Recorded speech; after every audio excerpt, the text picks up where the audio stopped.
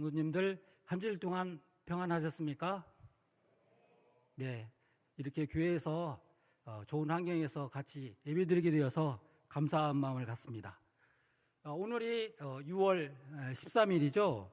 예, 우리 서양에서는 13일의 금요일이 불길하다 이런 속담이 있다고 하는데 13일은 이제 예수님께서 최후의 만찬을 할 때 12제자와 예수님까지 합쳐서 13명 그리고 금요일 날 돌아가셨기 때문에 그것이 이제 안 좋게 생각해서 그런 말들이 나왔지만 모든 것은 보는 관점에 따라 다르지 않겠습니까? 예수님께서 정말 최후의 만찬도 하시고 우리를 위해서 돌아가신 십자가에 달리신 그날을 생각해 본다면 매우 의미 있는 일이라고 생각이 됩니다. 이번 달이 6월 아니겠습니까? 우리 지난주에 6월 6일 현충일이었죠.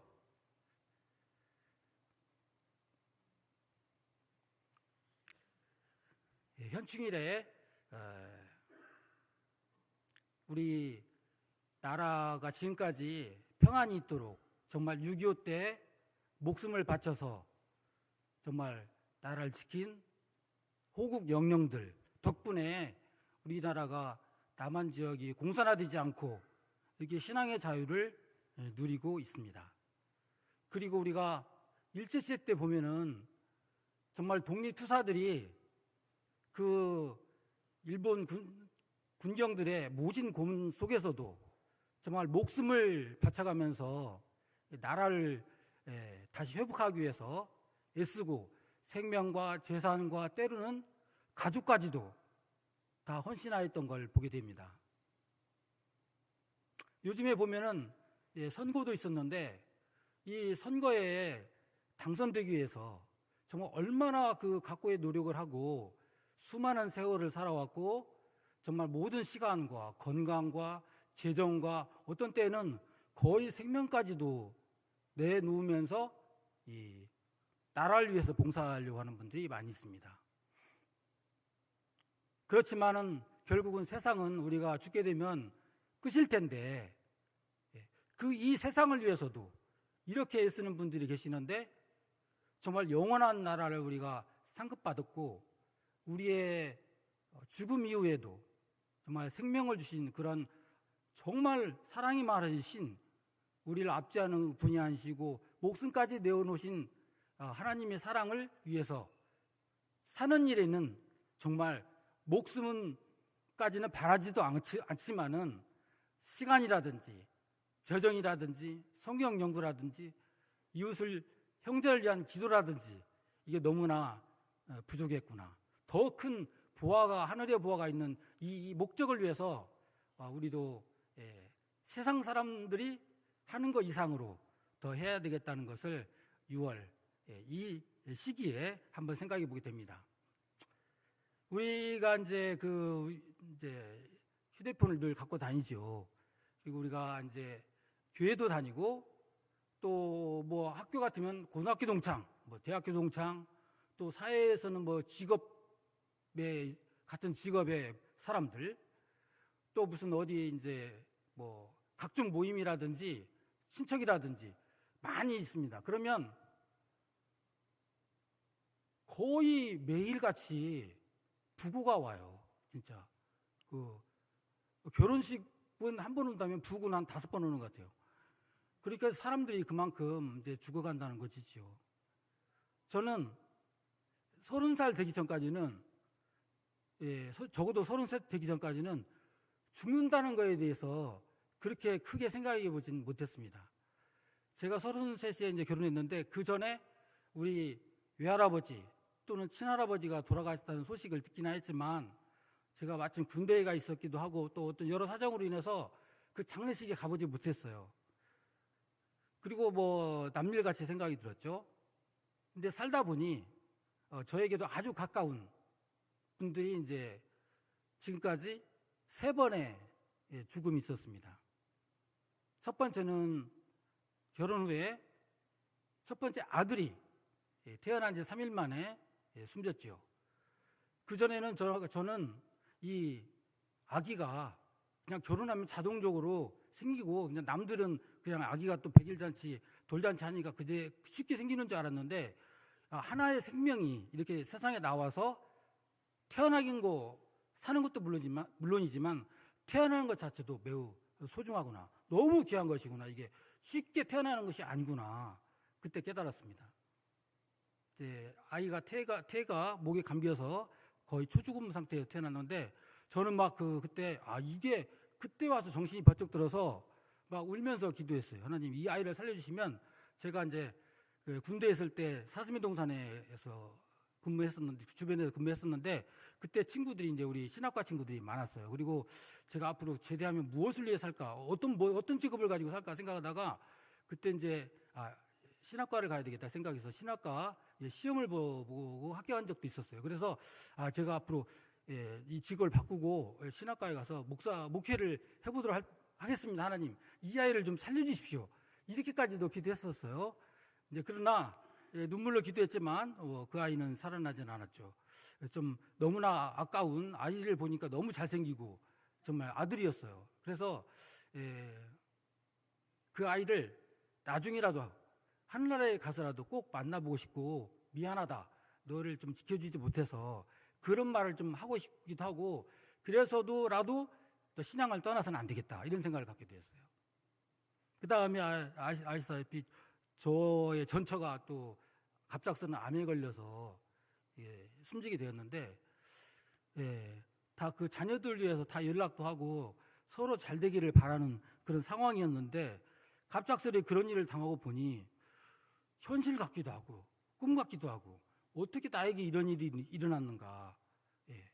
너무나 그 생각이 수시로 나죠. 지나간 일이긴 하지만 수시로 아이들을 생각할 때만큼 이렇게 생각 연결되어서 이게 생각이 납니다. 그리고 이제 2년 전에 가을에 저희 아버지가 돌아가신 거, 저는 궁금했어요.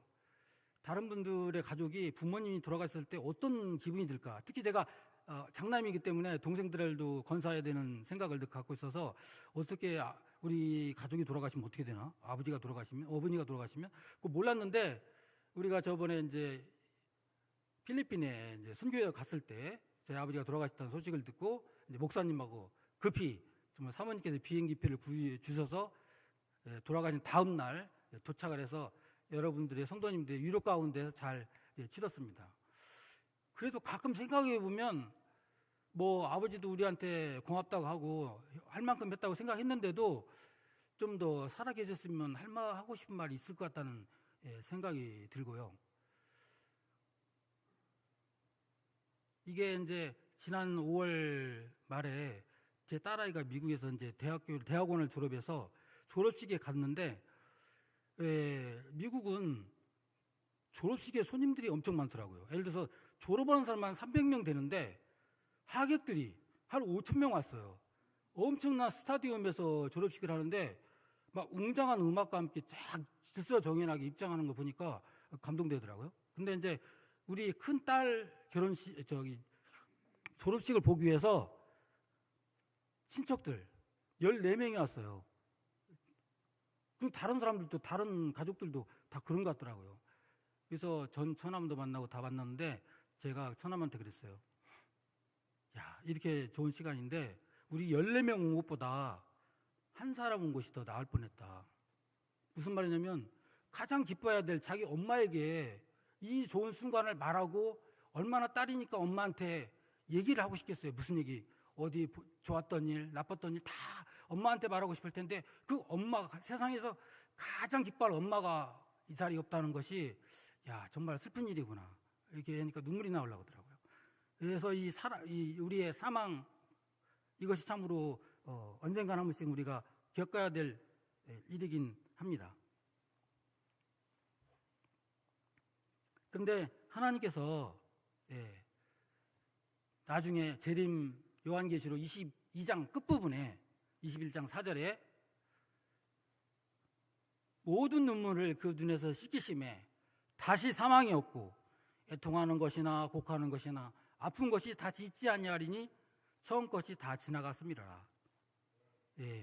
우리 정말 장례식에 가서 혹시 기도해달라고 하면 이분구가 정말 떠올라서 이분 글을 인용해서 기도하기도 하는데 다시는 사망이 없고 정말 사망까지는 아니더라도 아픈 것도 다시 있지 않냐라니 정말 너무나도 감사한 말 같습니다. 거기다가 성경 말씀을 보면은 오늘의 제목처럼 우리가 잘 아시는 바와 같이 베드로전서에 너희는 택하신 족속이요 왕 같은 제사장들이요 거룩한 나라요 하면서 이것은 그의 기이한 빛에 들어가게 하신 자의 아름다운 덕을 선전하게 하려 하심이라. 왕 같은 제사장들이요. 근데 좋은 말인데 이게 무슨 뜻일까? 요한계시록 20장 4절에 보니 내가 보좌들을 보니 거기에 앉은 자들이 있어 심판하는 권세를 받았더라. 그들의 이마와 손에 그의 표를 받지 아니한 자들이 살아서 그리스도와 더불어 1000년 동안 왕노릇하니. 왕 같은 제사장 또 1000년 동안 왕노릇을 한답니다. 그리고 다니엘서 7장 9절에 보니 내가 보니 왕자가 놓이고 옛적부터 항상 계시니가 좌정하셨는데 그 앞에 모셨었던 자는 만만이며 심판을 베푸는데 책들이 펴 놓였더라. 이게 심판하는 광경이 되겠습니다. 우리가 흔히 1000년 동안 예수님께서 부활하시고 우리가 이제 제대하실 때에 하늘로 승천하게 된다고 하는데 그 하늘에 가서 1000년 동안 이 심판에 관한 책들을 본다는 것입니다. 연속돼서 같은 내용들이 계시록 20장에 보면 그들이 하나님과 그리스도의 제사장이 되어 1000년 동안 그리스도와 더불어 왕노릇 하리라. 이게 한두 군데가 아니고 1000년 동안 그리스도와 더불어 왕노릇한다. 이런 말이 많이 나옵니다. 나아가서 1000년도 좋은데 요한계시록 22장 끝장에 보면 저희가 세세토록 왕노릇 하리로다. 이게 무슨 말일까요? 제사장은 뭐고 또 왕은 뭔가? 우리는 하늘나라에 가는 거 그것만 주로 생각하지 거기까지는 바라지도 않고 과분하죠. 그냥 근데 심판하는 광경을 이제 보니 요런 그림으로 좀 정확한 그림은 아닌데 러시아의 카잔이라는 도시가 있는데 모스크바에서 800km 떨어진 그 도시에 그 성당에 있는 그림이 이런 그림이에요. 이게 마지막 심판하는 그림인데 예수님이 가운데 계시고 옆에는 여기 이제 성당이니까 마리아, 여기는 이제 침례 요한, 여기는 미가엘 천사. 근데 이 앞줄에 6명씩 앉아 있는데 요게 이제 12제자거든요. 이 12제자인데 이것은 마태복음에 12제자가 심판한다는 말이 나와요. 같이.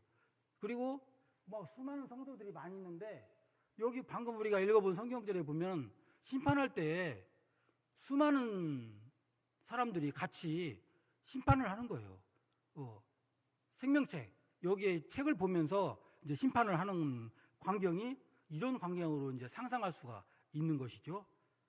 그럼 심판을 예수님께서 이미 첫째 부활할 때에 하나님을 믿는 사람들을 다 부활시켜서 산자는 산자대로 죽은 자는 죽은 자대로 부활시켰는데 이제 심판이 끝난 거 아니겠어요? 구원받을 사람은 구원받고. 근데 뭐하러 또 1000년 동안 이 생명책 여기에 보면 이제 죄에 관한 기록들이 다 있는 거죠. 예를 들어서 어떤 죄인이 안 왔다. 그러면 그 죄인이 왜 안 왔는지, 그 사람이 왜 하늘에 들어오지 못했는지 그 기록을 보고 우리한테 이해를 시킨다는 거예요. 그리고 천사들도 그걸 보기를 또 궁금해한다. 그래서 천사들도 예를 들어서 A라는 사람이 구원을 못 받았는데 그 사람이 정말 지은 죄가 많아서 하늘에 올 수 없는 그 죄가 있었는지 제가 보기에는 그 사람 착했는데요. 왜 안 왔을까요? 궁금합니다. 하나님의 심판이 공의로운지 그럼 내가 보여주겠노라. 그래서 그걸 다 보여준다는 거예요. 이게 심판을 기록을. 아니 우리는 남들의 죄에 대해서 우리가 보고 싶지도 않고 예수님께서 어련히 알아서 다 구원받을 사람을 구원받도록 판단하시고 했을 텐데 우리가 굳이 거기 가서 예수님 이 판결이 잘못됐네요. 이런 말을 하려고 보는 것도 아니고 또 그러고 보고 싶지도 않고 죄된 기록들만 있을 테니 근데 왜 이것을 보여주려고 할까? 나는 예수님께서 공의로운 분이기 때문에 알아서 다 공의롭게 구원받을 자는 구원받게 해주시고 구원받지 못할 자는 구원받게 못할 것이라는 거 믿어요. 여러분도 믿을 거 아니겠어요? 예.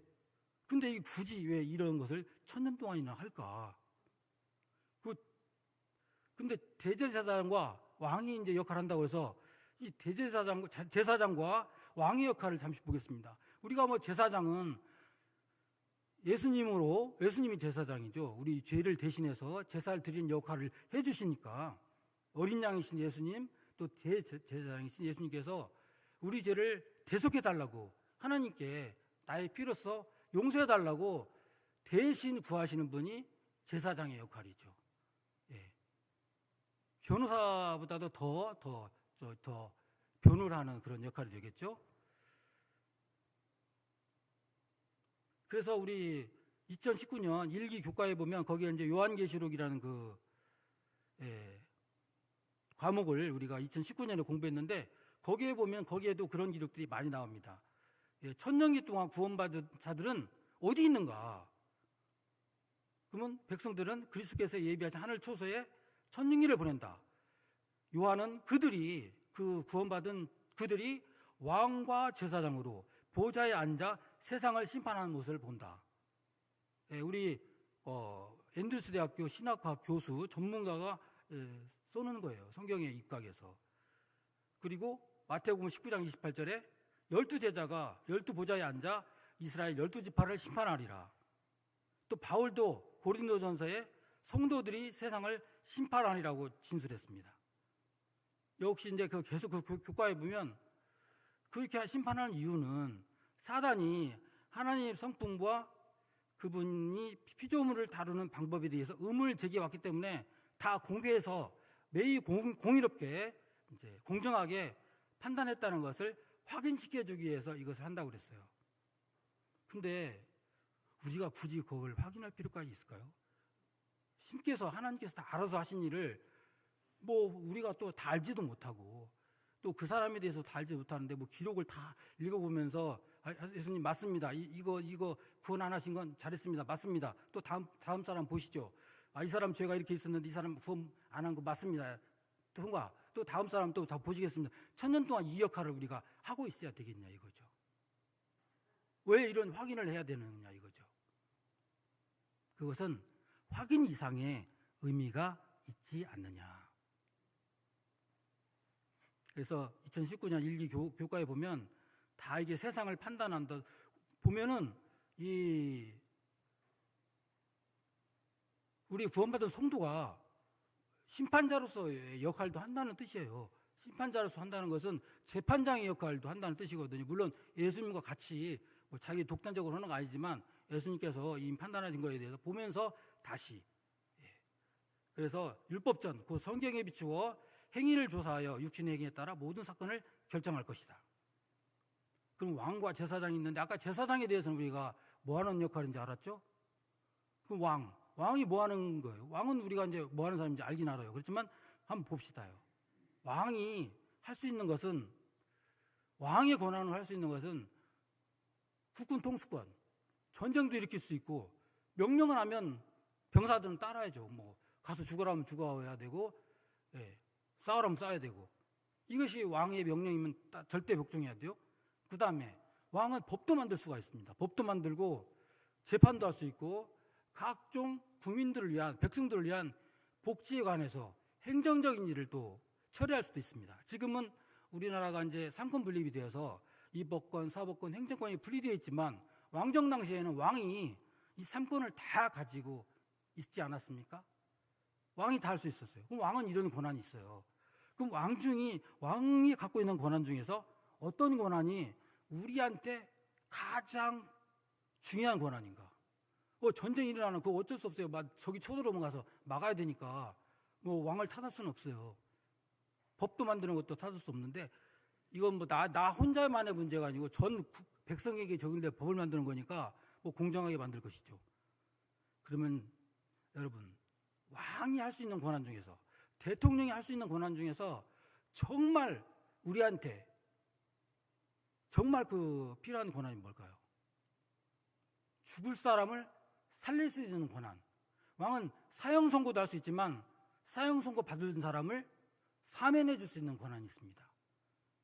그래서 옛날에 예를 들어서 주원장이 명나라를 통일했다 그러면 그 당시에 공신 중에서 사면권이라는 하나 패를 주어서 당신은 무슨 죽을 죄가 지어도 나라를 세우는데 공을 세웠기 때문에 이 패만 보여주면 사형만은 면한다. 그런 특권표를 하나씩 주기도 했습니다. 왕이 할 수 있는 거, 대통령이 할 수 있는 거, 저희가 만약 왕이 된다면 죽은 사람도 용서해주고 살릴 수 있는 권한이 바로 왕의 권한이다 이거죠. 근데 왕 같은 제사장이라니까 그러면 우리가 가지고 있는 권한 중에서 사면권이 있을 수 있을 것인가? 사면권. 죽은 사람도 예수님 이 사람 살려주시죠. 구원해 주시죠. 이렇게 말할 수 있는 권한이 있을까 우리에게? 근데 왕 같은 제사장이라기 때문에 제사장은 또 이렇게 중간에서 대변하고 화해시키는 역할을 하니까 두 가지 역할을 다 한다면 그렇게 할 수도 있지 않을까. 그럼 예를 봅시다. 성경에 예레미야, 여기 열왕기 하에도 똑같은 얘기가 나오는데 예레미야 52장, 여기 예레미야는 52장은 구약 성경에서 마지막 유대가 멸망하기 마지막 순간에 대해서 기록해낸 장이 예레미야 52장. 즉 다니엘 당시에 다 잡혀가고 왕까지도 끌려가던 그 장시입니다. 그래서 그때 잡혀간 왕이 유다 왕 여호야긴인데 여호야긴이 사로잡혀간 지 37년, 곧 바벨론 왕 에윌보로닥의 주기 원년 12월. 이것의 에윌보로닥은 우리가 성경에 유명한 느부갓네살 왕의 아들입니다. 이 왕이 즉위한 12월 25일. 크리스마스 날 같네요. 이제 기억하기 좋게 크리스마스는 아니고 이제 그때 당시 달력으로도 12월 25일 날 즉위 원년에 37년이면 우리가 일제 치하가 36년이라고 보통 얘기했잖아요. 그 정도의 기간 동안 여호야긴 왕이 눈도 뽑히고 감옥에서 37년 동안 감옥에 있었어요. 그 여호야긴 왕이 이스라엘의 마지막, 유대 나라의 마지막 왕이 잡혀가가지고 감옥에 있었어요. 근데 느부갓네살 왕의 아들이 왕이 돼가지고 이 사람은 왕이 돼가지고 한 1년 반 만에 또 자기 처남한테 살해를 당했습니다.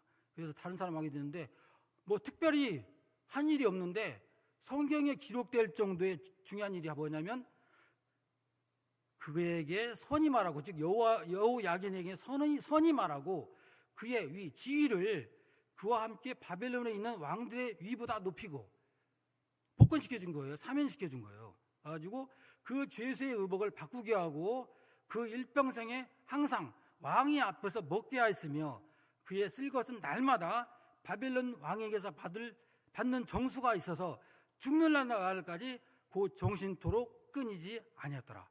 항상 왕의 앞에서 밥을 먹게 했대요. 왕하고 같이 식사를. 사면해 줄 뿐만 아니라 왕으로서 이제 대접을 해줬다는 것이죠. 이건 이미 죽어서 눈까지 뽑혀가지고 감옥에서 37년이나 있었으면 죽은 사람이나 마찬가지인데 사면해 줬어요. 왕이. 자기가 무슨 권한으로 이 바벨론 왕이 적국의 여호야긴 왕을 사면해 줬을까요? 왕이기 때문에. 왕의 권한이에요. 누구도 거기에 사면한 거에 대해서 왜 우리가 잡아온 왕을 탑은 복귀시켜줬냐? 안 된다. 말할 수 있는 권한이 아무도 없습니다.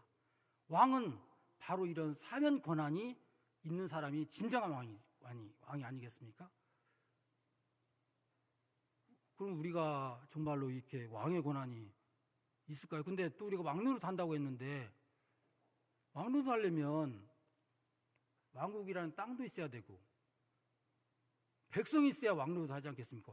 아무 부하직원은 아무도 없는데 그 사람 혼자 사장하면 뭐예요? 아무것도 아니죠. 왕이라면 적어도 수만 명, 수천 명, 다만 몇백 명이라도 다스리는 백성이 있어야 왕이지. 혼자 왕하면 그게 무슨 왕이에요? 왕도 아니죠. 그냥 혼자 외로운 사람이죠. 그렇다면 이 예수님께서 성경에 말한 제사장과 왕 같은 제사장의 역할이란 것은 뭘까? 예, 중보자는 이제 하나님과의 깨어진 관계, 즉 제사장의 역할이고, 이런 천사들이 이제 심판책을 보면서 이렇게 하는 거죠.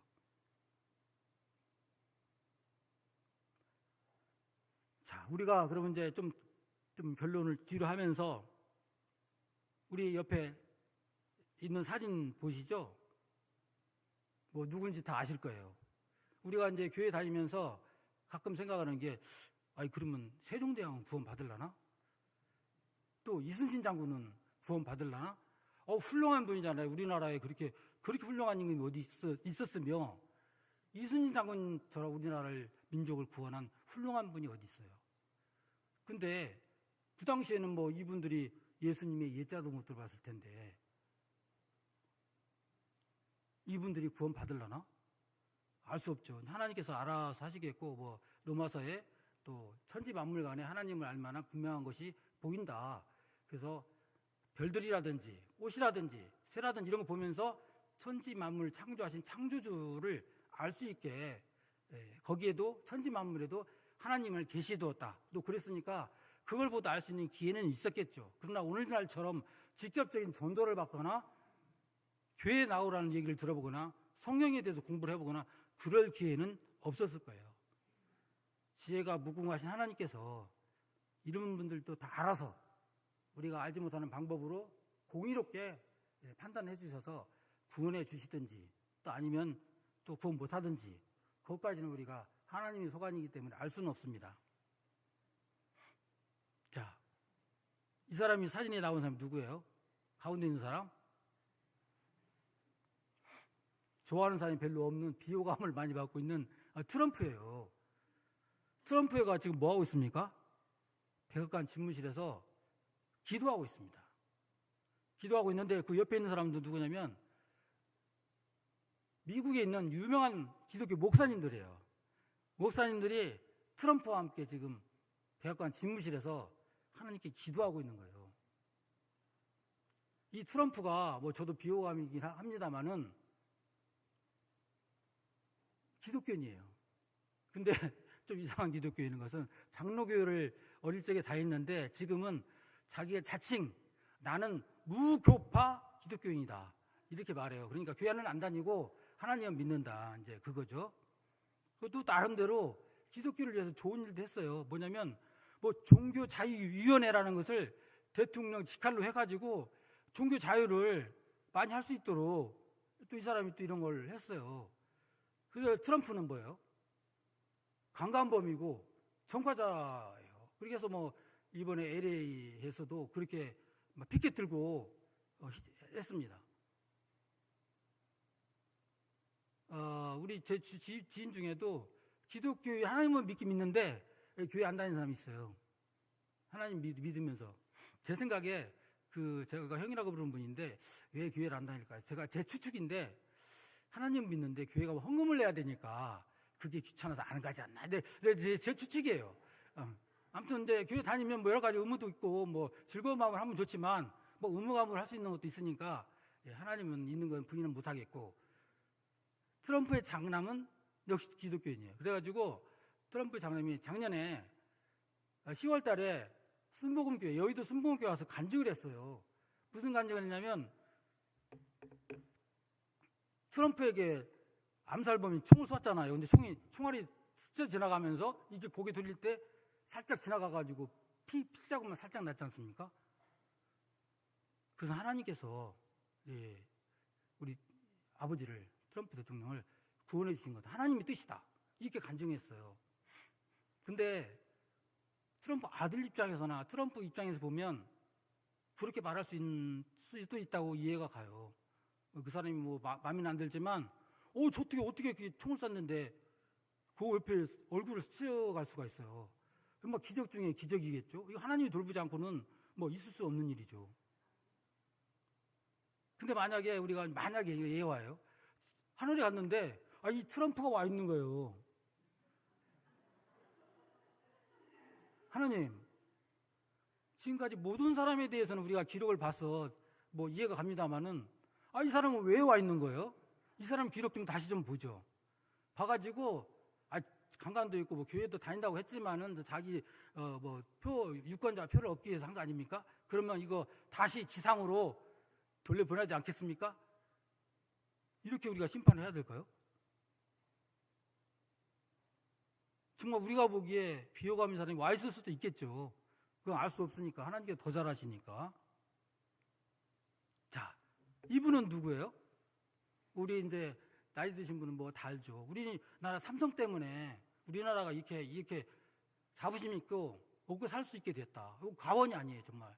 이런 선각자들이 있어서 삼성전자를 일으킨 분이 이병철 회장님이시죠. 우리가 저 어렸을 때는 그냥 사람들이 그냥 약간 무식하게 말했는지 모르지만 이병철 이분을 뭐 돈병철이라고 애들도 막 그런 식으로 조롱하고 그랬어요. 그분에 대해서 알지도 못하면서. 예. 어쨌든 이 사람이 하나님을 믿었든 안 믿었든 기업 보국의 이념으로 모든 국민들을 위해서 기업으로서 나라에 자기가 보답한다는 그런 명분을 가지고 이런 사업을 했습니다. 근데 이분이 죽기 한 달 전에 87년 11월 19일 날 돌아가셨는데 한 달 전에 자기가 이제 죽음을 임각하고 종교와 신의 존재에 대해 24가지 질문을 하였어요. 누구에게 했냐면 24가지 질문을 했는데 천주교 절두산 성당, 저희 마포 쪽에 가면 절두산 성당이 한강을 내려다보고 있습니다. 거기에서 옛날에 선교 교인들이 많이 죽었습니다. 선교를 당했어요. 거기에 있는 박희봉 신부님에게 이 24가지 질문을 써서 보냈는데 이 신부님이 바로 대답을 안 하고 그래도 회장님이 물어보신 거니까 좀 더 신중하게 검토를 해서 답을 하려고 그러셨는지 카톨릭 대학교 정호채 신부님에게 이 메시지를 보냈어요. 이병철 회장님이 이런 질문을 하셨는데 24가지 종교에 관한 질문을 하셨는데 답을 좀 해주셨으면 좋겠다. 그래서 이 정호채 신부님이 답을 준비해가지고 만나려고 했는데 건강이 악화되었어요. 그래서 이 답변을 듣지 못한 채 11월 달에 돌아가셨어요. 안타까운 일이죠. 그분이 그래도 그렇게 사업에만 몰두했지만 마지막에는 그래도 죽음 이후에 어떻게 되나? 종교가 과연 맞는 건가? 이것이 궁금해서 질문했는데 답을 못 듣고 갔다는 거예요. 뭐 우리 교회에 이런 질문을 했다면 장로님이라면 뭐 1시간 안에 답을 해줄 수도 있고 목사님이라면 바로 가서 대답도 해줄 수 있는 그런 질문이라 생각되는데 이런 질문들이에요. 첫 번째, 제가 24가지를 분류를 해보니까 신이 있냐 없냐, 신의 존재에 대해서 신의 존재를 어떻게 증명할 수 있냐, 왜 자신의 존재를 똑똑히 드러내 보이지 않는가, 하나님께 있다면 신은 우주 만물의 조물줄 아는데 무엇으로 증명할 수 있냐. 생물학자들도 생물학자들은 인간도 오랜 진화 과정이 산물이라고 하는데 신의 인간 창조가 어떻게 다른가, 즉 진화와 창조와 어떻게 다른가, 인간이나 생물도 진화의 산물이 아닌가. 네 번째, 언젠가는 생명 합성, 무병장수의 시대가 가능할 것이다. 즉 사람이 영생할 수 있도록 의학이 발전할 수 있는데 과학이 끊임없이 발달하면 신의 존재도 부인될 거 아닌가. 그 다음에 이제 이 사람이 선과학의 존재에 대해서 또 물어봤어요. 앞부분은 신의 존재가 있느냐, 그 다음에 왜 신이 있다면 선과학이 있느냐 이거죠. 신은 인간을 사랑했다면 왜 고통과 불행과 죽음을 주었나. 신은 왜 악인을 만들었나. 히틀러, 스탈린, 흉악범, 살인자, 왜 신이 있다면 이런 걸 만들었냐. 7번째, 예수는 우리의 죄를 대신 속죄하기 위해 죽었다는데 우리의 죄가 무엇인가, 왜 우리로 하여금 죄를 짓도록 내버려 두는가. 또 선과학에 대해서 계속 신앙이 없어도 부귀를 누리고 악인 중에도 부귀와 안락을 누리는 사람이 많은데 신의 교훈은 무엇인가. 성경이 부자가 천국을 가는 것을 약대가 바늘 구멍에 들어가는 것보다에 비유했는데 부자는 악인이란 말인가. 내가 이렇게 부자가 됐는데 내가 악인이냐 이거죠. 이태리 같은 나라는 99%가 천주교인인데 사회 혼란과 범죄가 왜 그렇게 많으며 세계의 모범국이 되지 못하였는가. 18번, 신앙인은 때때로 광인처럼, 미친 사람은 광신자들 있죠.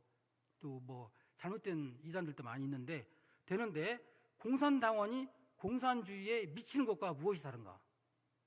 예를 들어서 방명을 하든지 그거는 뭐 있다면 신천교라든지 이런 것들은 왜 그 공산주의에 미친 사람하고 똑같지 않냐 이거죠. 20번. 우리나라는 두 집 건너 교회가 있고 신자도 많은데 사회 범죄와 실현이 왜 이렇게 많은가? 이게 이제 선거하기 위해 존재하냐? 그다음에 그런 사람 종교의 종류가 이제 성경은 어떻게 만들어졌고 하나님이 말씀이란 거 어떻게 증명하냐? 종교란 무엇인가? 인간에게 왜 필요한가? 영혼이란 무엇인가? 종교의 종류와 특징은 무엇인가? 이제 천주교에 대해서 의문점을 많이 또 물어봤어요. 어떻게 천주교인은 알았는지, 천주교를 믿지 않고는 천국에 갈 수 없는가? 무종교인, 무신론자, 타종교인들 중에도 착한 사람이 많은데 이들은 죽어서 어디로 가는가? 종교의 복직은 모두 착하게 사는 것인데 왜 천주교인만 제일이고 타 교인은 이단시하는가? 죽은 후에 영혼은 죽지 않고 천국이나 지옥으로 간다는 것을 어떻게 믿을 수 있나? 천주교와 공산주의는 상극이라고 하는데 천주교가 많은 나라들이 왜 공산국이 됐는가? 폴란드, 니카라구아 이런 나라들. 로마 교황의 결정엔 잘못이 없다는데 그도 사람인데 어떻게 그런 독선이 가능한가? 신부는 어떤 사람인가? 왜 독신인가? 수녀는 어떤 사람인가? 왜 독신인가? 천주교회의 어떤 단체는 기업주를 착취자로, 근로자를 착취당하는 자로 단정해가지고 기업의 분열과 파괴를 조장하는데 자본주의 체제의 미덕을 부인하는 것인가? 천주교에서 좀 그런 거 있었죠? 마지막으로 지구의 종말로 오는가? 좀 어려운 질문이긴 합니다만은 그래도 어느 정도 우리 교인이라면 가서 대강은 얘기해 줄 수 있는 질문들이라 생각이 돼요. 근데 이 사람이 죽어가지고 만약 하늘의 심판에 왔는데 하나님 제가 이걸 물어봤는데 마침 못 들었습니다. 그래서 여기 못 왔습니다. 그러면 당신은 책임 없고 그 천주교 목사 신부님이 빨리 얘기를 안 해주기 때문에 그분한테 책임을 돌리겠다. 이런 여러 가지 생각할 수가 있는데 자 이것은 우리가 신학교에서는 홀리 이미지네이션이라는 말이라고 한대요. 그러니까 거룩한 성스러운 상상력. 이 성경에는 정확히 안 나와 있어요. 모든 것이 다 써있진 않은데 이 성경을 통해 볼 때에 상상을 좀 발휘해 볼 수 있다 이거죠. 그래서 제가 말씀드린 것은 교리가 아니고 상상력을 지금 발휘한 겁니다. 그러면 아까 왕이 사면권이 있다면 이 경우에 하나님 이 사람은 좀 딱합니다. 제가 좀 불러서 얘기를 좀 해보겠습니다. 한번 해서 불러서 예수님께서는 부활 얼마든지 시킬 수 있으니까 들어보고 자초지적 이렇게 됐는데 이래도 믿으시겠습니까? 예, 그럼 믿겠습니다. 만약 그렇게 대답한다면 어떻게 해야 돼요? 이분은 구제해 주시지요, 예수님. 예수님께서 저에게 왕 같은 사면권과 제사장 같은 역할을 주셨는데 예수님이 이런 분을 구원해 주는 것이 예수님께도 좋지 않습니까? 그러면 예수님께서 안 된다고 하지 않을 것 같다는 생각도 들어요. 그렇다면 이것은 다른 문제인데 이렇게 우리에게 그렇게까지라도 우리에게 권한을 주신 건가? 네, 저희 형제들 사진입니다. 다 오진 못해가지고 제가 이제 5명 중에 제가 넘버원이고 남동생 둘, 여동생 둘이 있습니다. 이렇게. 그래서 바로 아래 동생은 이제 서울중앙교회에서 장로 부부고 잘 열심히 신앙생활 하고 있고, 근데 가운데 있는 남동생이 중학교 때 학생회장으로 선출되었는데 너무 부담을 느껴가지고 그다음 교회를 안 다니고 사회로 빠져나갔어요. 그래서 지금까지 교회를 못 다니는데 이 동생이 세 번째는 여동생입니다. 이 동생이에요. 근데 이 동생이 효자 중에 효자예요. 저보다 몇 번 효자예요. 우리 아버지가 누워서 집에 누워 계실 때 대소변 다 가려내고 병상에서 일으키고 집안 청소 늘 깨끗이 하고 냉장고 청소 다 하고, 지금도 이제 저희 어머니만 계시는데 혼자 계실 수가 없으니까 제 둘째 동생, 셋째 동생, 남동생 둘이 거의 1년 반 넘게 매일 돌아가면서 거기서 잡니다. 저는 못 가요. 형으로서 못 가고 그냥 고맙다고 이렇게 늘 선물로 안 주고 대신 하지만 이렇게 효자예요. 그래서 제가 하는 얘기가, 천우 형제, 당신은 물론 이제 직장이 토요일 날도 일을 해요. 병원, 작은 개인 병원에서 물리치료사인데 지방이 있으니까 뭐 토요일 날도 하죠. 그래서 올 수도 없는데 그 친구의 낙은 이제 한 잔씩 하는 것이 있는 낙인데, 당신은 예수님 안 믿어가지고는 믿는 걸로는 구원 못 받는데 어머니한테 효도온 거 그걸로 구원받을 수 있을 것 같다. 정말 지극정성이에요. 예. 자기 병도 아끼지 않고. 물론 제가 이제 이 친구가 정년퇴직 한다든지 그러면 그때는 이제 교회로 이제 데려올 생각은 마음 먹고 있습니다. 형편이 안 되기 때문에. 근데 부득이 안 되면 아까 그 이병철 회장처럼 그렇게라도 이제 부탁을 해봐야 되겠죠.